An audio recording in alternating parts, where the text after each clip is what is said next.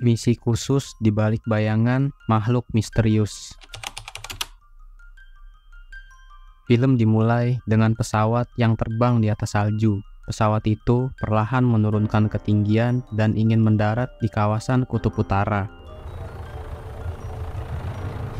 Pesawat itu mengantar seorang pria bernama Ed Polek, pemimpin pekerja lingkungan di shelter pengeboran minyak milik perusahaan Amerika bernama Key Corporation, yang ingin membangun jalan di atas salju untuk menjelajah Kutub Utara guna mencapai kemandirian energi di Amerika. Ed sendiri memikul tanggung jawab untuk mengawasi aktivitas para pekerja selama beberapa bulan, yang kemudian laporan itu akan diterima oleh perusahaan dan juga pemerintah Amerika.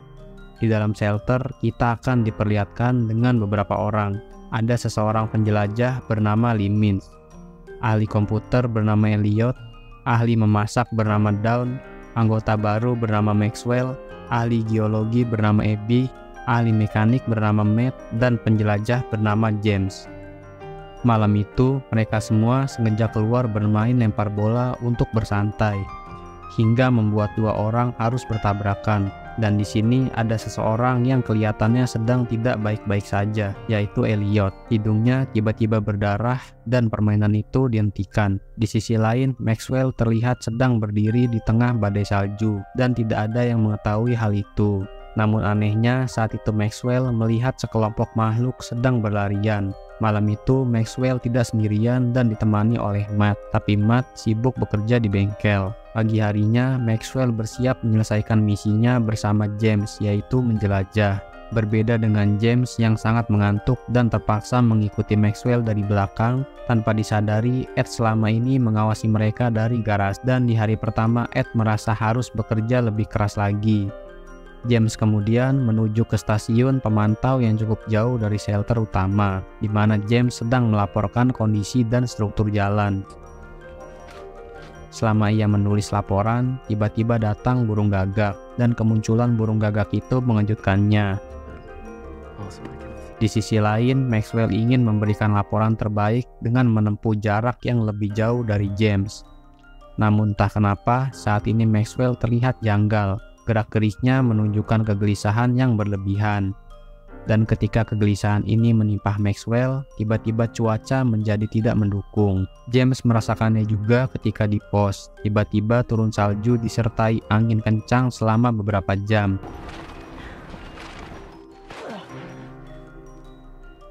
Di sini terlihat James yang kembali sambil berlari.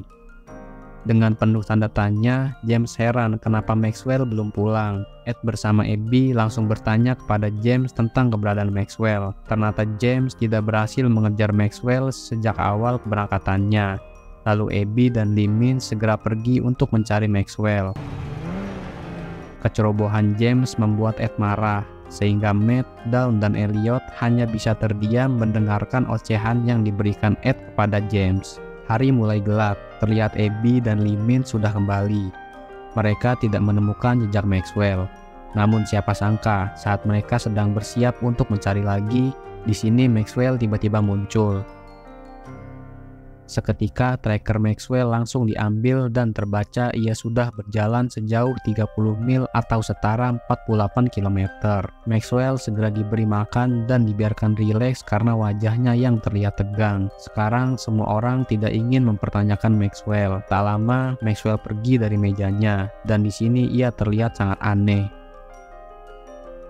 Karena merasa ada yang aneh dengan Maxwell, Elliot sebagai ahli IT diperintahkan untuk mengirim pesan penjemputan untuk Maxwell. Hal ini terpaksa dilakukan demi menghindari hal-hal yang tidak diinginkan. Di saat yang sama, Dawn terlihat sedang berolahraga sambil menunggu masakannya matang. Namun tiba-tiba Dawn dikejutkan oleh Maxwell. Maxwell yang entah bagaimana mempunyai kekuatan yang cukup untuk meninggalkan ruangan tanpa pakaian, meskipun cuaca di sana sangatlah dingin. Ketika makan malam, semua orang berkumpul kecuali Maxwell. Pada akhirnya, karena dia belum makan sejak kembali, James harus pergi ke kamar Maxwell untuk membawa makanan. Di sana Maxwell terlihat berdiri sedang menghadap jendela. Saat berbincang, Maxwell menegaskan ingin pulang dan merasa sudah tidak tahan lagi berada di sini. Tanpa memberikan alasan yang jelas, ketika ditanya berkali-kali, ia hanya diam dan tidak menjawab. Saat ini dia hanya marah dan ingin pulang. Pada akhirnya, James pun segera keluar ruangan sambil menahan amarahnya, sedangkan Maxwell sendiri berhasil ditenangkan oleh Ed. Saat itu, suasana makan malam menjadi kacau. Tepat setelah membahas situasi aneh Maxwell, semua orang langsung beristirahat. Di sini, James beristirahat dengan Abby, dan ternyata mereka berdua adalah sepasang kekasih. Tanpa disadari, pada malam itu Maxwell keluar dari kamar secara diam-diam. Dengan membawa video recorder, ia pun melangkah keluar. Saat matahari terbit, mereka semua terkejut karena Maxwell sudah tidak terlihat lagi. Mereka semua bingung yang mana di kamarnya hanya terdapat tripod dan foto. Menyadari Maxwell telah melarikan diri tadi malam, pencarian pun harus kembali dilakukan.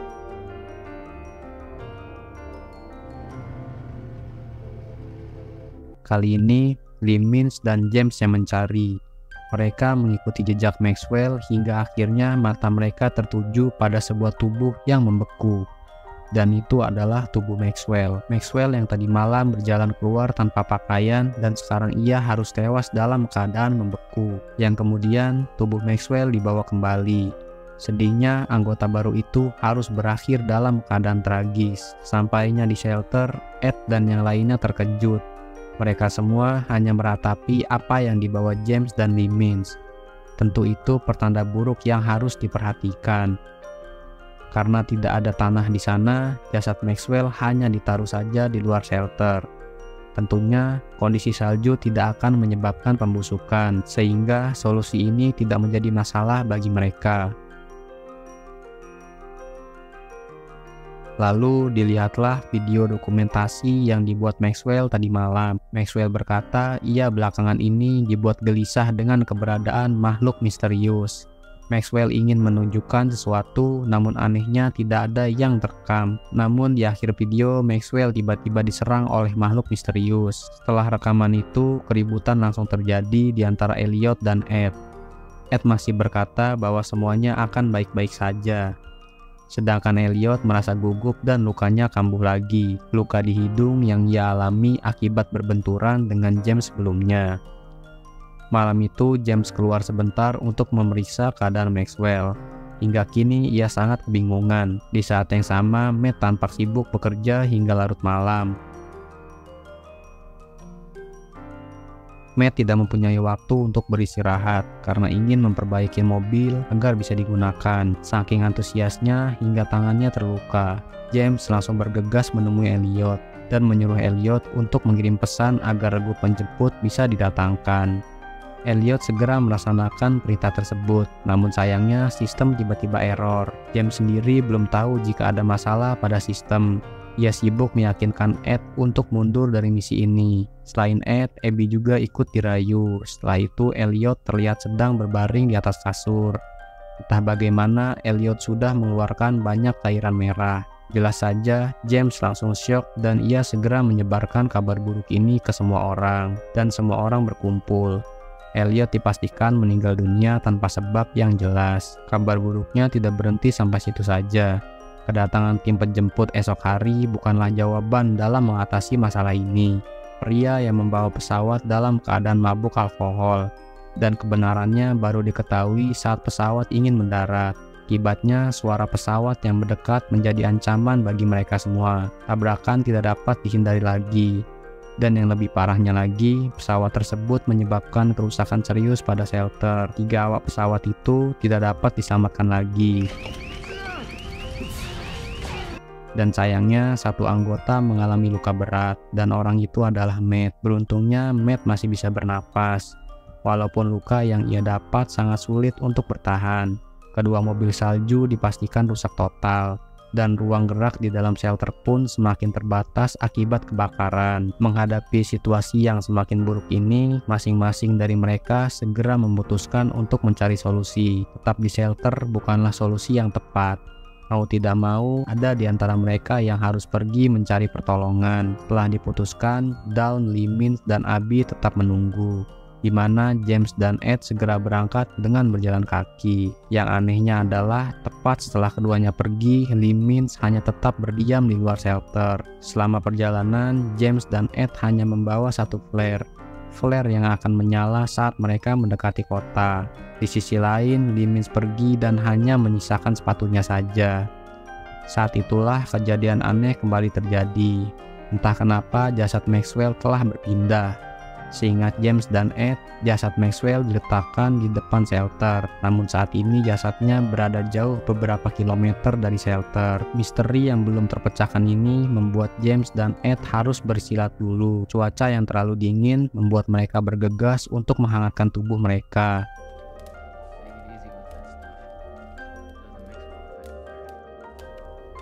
Sepanjang malam, kobaran api sangatlah bisa diandalkan.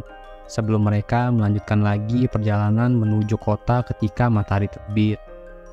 Tapi di sisi lain, Abby melihat Dawn yang sengaja menikam Matt. Tidak mengetahui secara pasti apa alasan Dawn, namun Abby mengira Dawn menderita gangguan jiwa. Keganasan Dawn membuat Abby harus melawan dan akhirnya Dawn harus jatuh hingga lehernya terpelintir. Seiring berjalannya waktu, kejanggalan ini semakin memburuk. Ed dan James yang sibuk menghangatkan tubuh dikejutkan dengan penampakan beberapa makhluk yang tiba-tiba melintas. Di sisi lain, Abby hanya bisa bersembunyi di dalam lemari tanpa mengetahui Ed dan James sedang didekati oleh makhluk raksasa. Tak lama kemudian, James dan Ed harus jatuh. Dan bisa dipastikan makhluk itu adalah pelaku utamanya. Entah itu hantu atau bukan, James yakin makhluk ini telah terkubur selama ratusan juta tahun di kutub utara. Akibat dari pengeboran minyak bumi, makhluk-makhluk itu berhasil menemukan jalan keluar, dan James segera menembakkan flare ke langit dengan peluang bantuan 50%, yang seketika nyawa mereka pun harus dikorbankan. Singkat cerita, kita melihat Abby yang terbangun di rumah sakit, di mana acara TV menunjukkan bencana yang mengerikan sedang terjadi di Amerika. Dia juga menyadari bahwa seluruh rumah sakit telah kosong dan tinggal dia yang tersisa. Akhirnya Abby keluar dari rumah sakit dan ia mendengar seluruh kota dipenuhi oleh teriakan banyak orang. Dan film pun berakhir.